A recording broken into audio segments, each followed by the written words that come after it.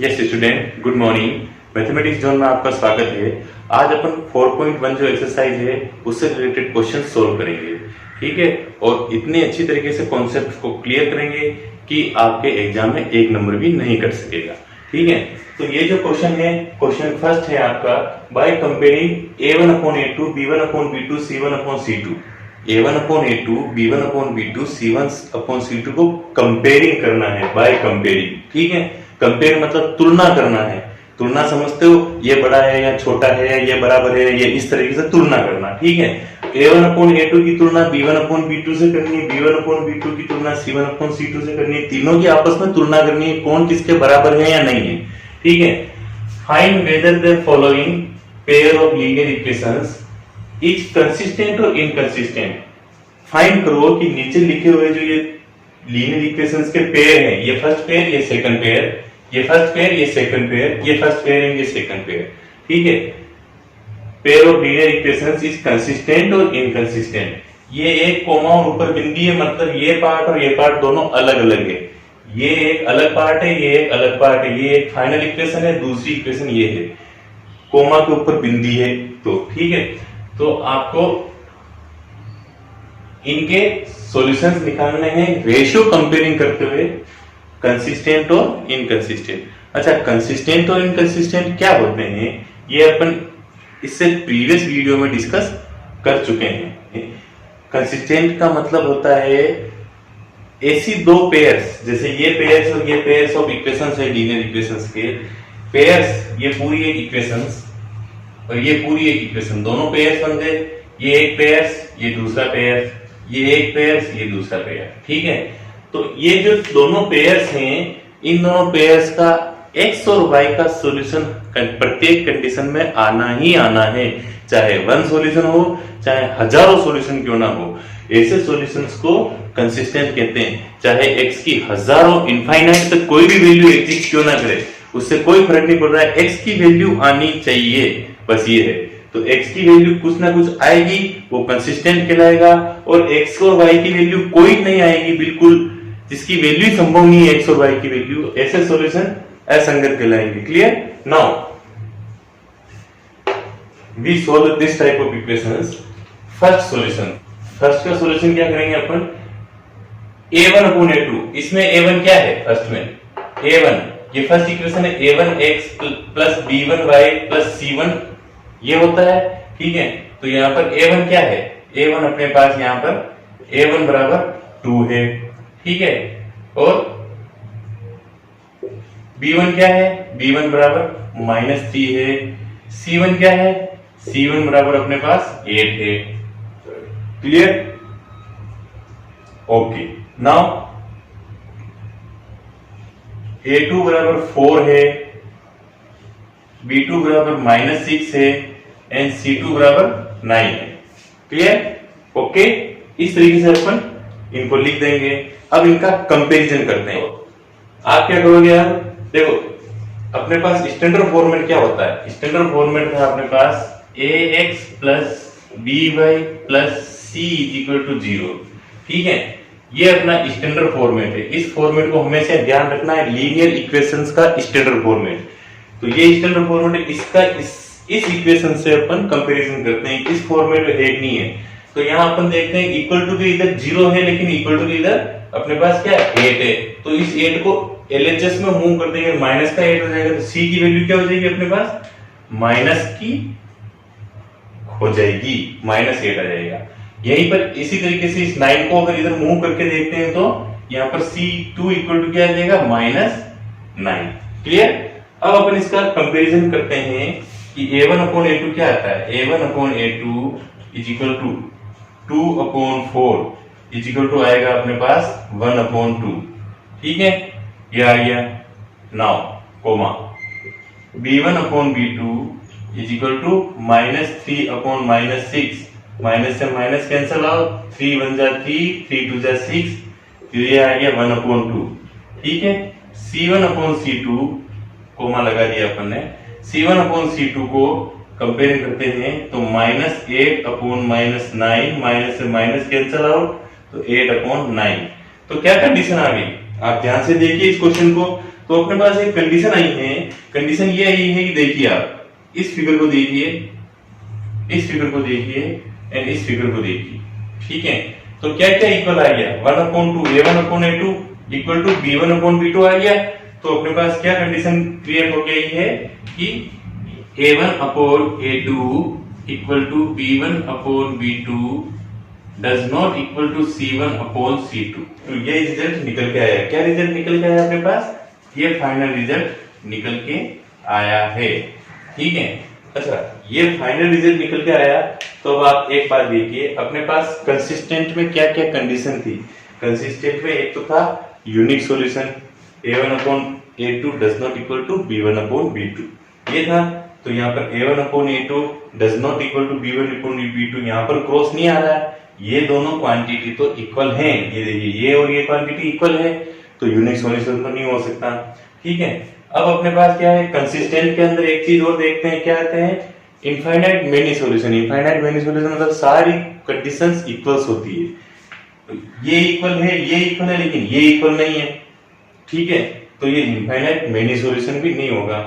तो अब अपने पास एक ही चीज बच गई, इनकंसिस्टेंट। इनकंसिस्टेंट मतलब पैरेलल लाइंस बनेगी इसमें। तो ये देखो, this equal to this and not equal to this, 1/2 और 1/2 दोनों तो क्वांटिटी इक्वल हैं, लेकिन ये क्वांटिटी 1/2 के इक्वल नहीं है। तो ये आएगा आपके पास नो सॉल्यूशन। क्या आएगा, नो सॉल्यूशन। तो आंसर क्या लिखोगे आप, आंसर हो जाएगा आपके पास system of equation has,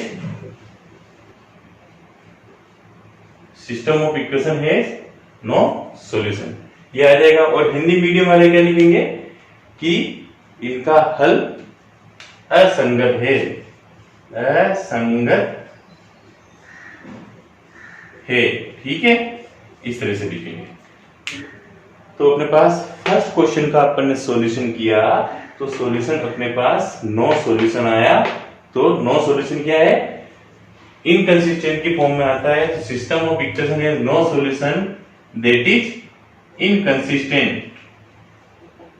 inconsistent ये लिखना पड़ेगा आपको, इनकंसिस्टेंट। अपन को दो वर्ड में पूछा है आंसर, किस किस वर्ड में, एक तो कंसिस्टेंट, एक इनकंसिस्टेंट। ये देखिए कि आप सिर्फ दो वर्ड में आंसर दो, या तो ये होना चाहिए या ये होना चाहिए। तो आपके नो सॉल्यूशन आया तो नो सॉल्यूशन लिख दिया, उससे कोई तकलीफ नहीं, लेकिन आगे लिखना है दैट इज। नो सॉल्यूशन का मतलब क्या होता है, इनकंसिस्टेंट, ठीक है। तो इस तरीके से आपको आंसर पुटअप करना है, या नो सॉल्यूशन नहीं लिखोगे तो भी आप लिख दोगे system of equation has inconsistent solution, ठीक है। Write down it. Yes student, now इस क्वेश्चन को देखते हैं अपन। क्वेश्चन नंबर सेकंड का सॉल्यूशन करते हैं अपन। 3x - y = 2। तो इसका देखो स्टैंडर्ड फॉर्मेट से इसका मैच करेंगे, तो c इक्वल टू के इधर आ रहा है तो इसको इधर मान लेंगे और -2 हो जाएगा, ठीक है। तो a1 क्या है अपने पास, a1 अपने पास आ गया 3, b1 अपने पास आ गया -1। आप यहां पर ध्यान रखिए स्टूडेंट, ये जो आपके पास -y है, ये -y है, तो -y नहीं लेना है आपको यहाँ पर, b1 की वैल्यू -1, क्योंकि -1 इसके साथ मल्टीप्लाइड है। एक बार मेरी ध्यान से सुन लेना, मैथमेटिक्स में एक रूल में 1 हर एक के साथ मल्टीप्लाइड होता है। 1 क्या होता है, हर एक नंबर के साथ मल्टीप्लाइड है, और वो नंबर ब्लैक बोर्ड पे या आपके पेज पर वो नंबर ऑक्यूपाई कर रहा है, मतलब सामने आपको दिख रहा है, जैसे 3 है तो 3 आपको नजर आ रहा है 3 है, तो वो 3 जिंदा क्यों है, वो एग्जिस्ट क्यों कर रहा है, क्योंकि उसके साथ 1 मल्टीप्लाई में मौजूद है। ये y यहाँ पर मौजूद क्यों है, क्योंकि y के साथ 1 मल्टीप्लाई में मौजूद है, इसलिए यहाँ पर -1 माना जाएगा, ठीक है। अगर 0 मल्टीप्लाई में मौजूद होता तो वो y वहां पर आते ही डायरेक्ट आपके पास 3x = 2 इक्वेशन आ जाती, फिर अपन b1 की वैल्यू 0 मानते। समझ में आई आपके पास, तो b1 की वैल्यू 0 मानते। अगर इक्वेशन इस कंडीशन में आ जाती कि 3x = 2, y कहीं पर ही नहीं होता, तो अपन क्या मानते, 0 y के साथ मल्टीप्लाई होके वो वैल्यू खत्म हो चुकी है, और b1 = अपन 0 मानते, वो 0 क्या था, b1 था। b1 की जगह 0 था और 0 y से मल्टीप्लाइड हुआ और वो वैल्यू वहीं खत्म होगी, इसलिए अपन यहाँ पर 0 लिख सकते थे। लेकिन अभी y अपन को सामने नजर आ रहा है, दिख रहा है, और यहाँ पर -1 क्या लिखा नहीं जाता, 1 किसी के साथ मल्टीप्लाइड में लिखा नहीं जाता, 1 ऑटोमेटिक माना जाता है।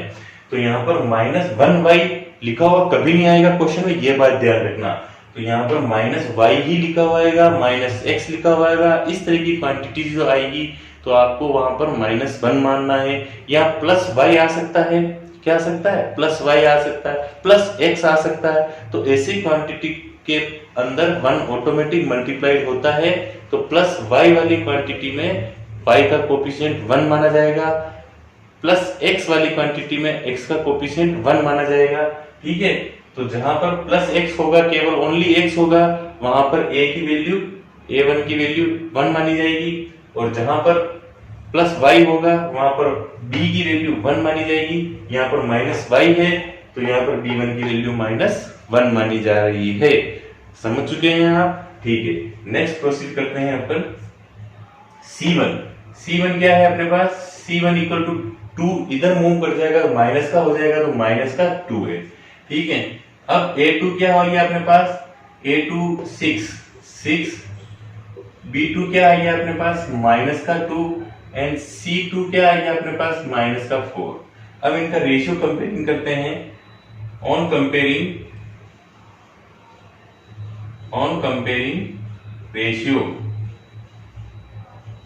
रेशियोज, ठीक है, ऑन कंपेयरिंग रेशियोज, ठीक है, A1 A2 is equal to 3/6 is equal to 1/2।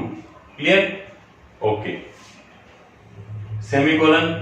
फिर आ जाएगा अपने पास B1/B2 is equal to, B1 क्या है, -1, -2, माइनस से माइनस कैंसल आउट, तो अपने पास क्या है, क्या 1/2 फाइनल वैल्यू आ गई। And C1/C2 equal to -2/-4, minus से माइनस कैंसल आउट, 2 1 जा 2, 2 2 जा 4, तो अपने पास 1/2 ये वैल्यू आ गई। ठीक है, तो आपके पास एक बढ़िया अच्छा सा रिजल्ट निकल के आ चुका है। आपके पास रिजल्ट ये आया है कि ये देखिए,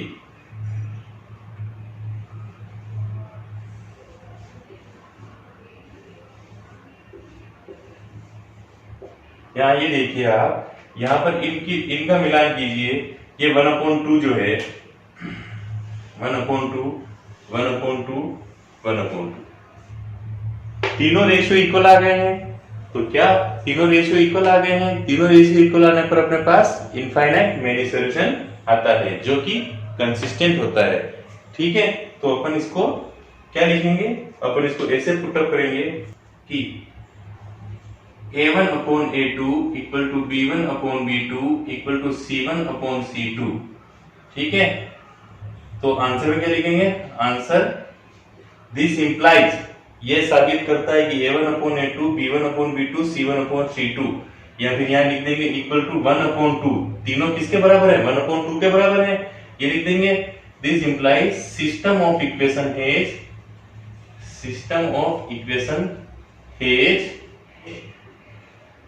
इनफाइनाइट मेनी सॉल्यूशन। फिर इसके बाद क्या लिखोगे, दैट इज कंसिस्टेंट। इस तरीके से आपका आंसर शीट में लिखा जाएगा कि system of equation has infinite many solution, that is consistent, और आगे एक वर्ड और लिख सकते हो, कंसिस्टेंट सॉल्यूशन।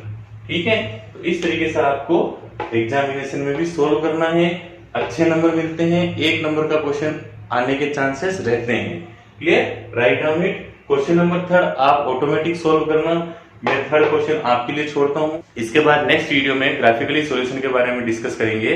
ठीक है, आपको ये वीडियो पसंद आया है, आपने सॉल्यूशन देखा है, आपको अच्छी तरीके से समझ में आ रहा है, तो अपने दोस्तों को शेयर कीजिए ताकि उनके भी 1 या 2 मार्क्स का जो क्वेश्चन आता है, वैसे इस क्वेश्चन के 1 मार्क्स में आने के ही चांसेस रहते हैं। ठीक है, 3 मार्क्स में कभी कभार आ जाए तो ये आप लोगों की किस्मत है। तो इस क्वेश्चन को 1 मार्क्स में आने के चांसेस रहते हैं, और 1 मार्क्स भी बोर्ड एग्जाम में बहुत फायदा देता है। तो आप इस क्वेश्चन को ध्यान से देखें, इस टाइप के सारे क्वेश्चन करने की कोशिश करें। आपको कहाँ दिक्कत आ रही है मेरे को कमेंट्री बॉक्स में जरूर लिखें और मुझे बताएं कि सर हमें यहाँ दिक्कत आ रही है, मैं आपकी हर एक दिक्कत को सोल्व करूंगा। इस वीडियो को अधिक से अधिक शेयर करें, सब्सक्राइब करें और लाइक बटन पर क्लिक जरूर करें। Thank you very much.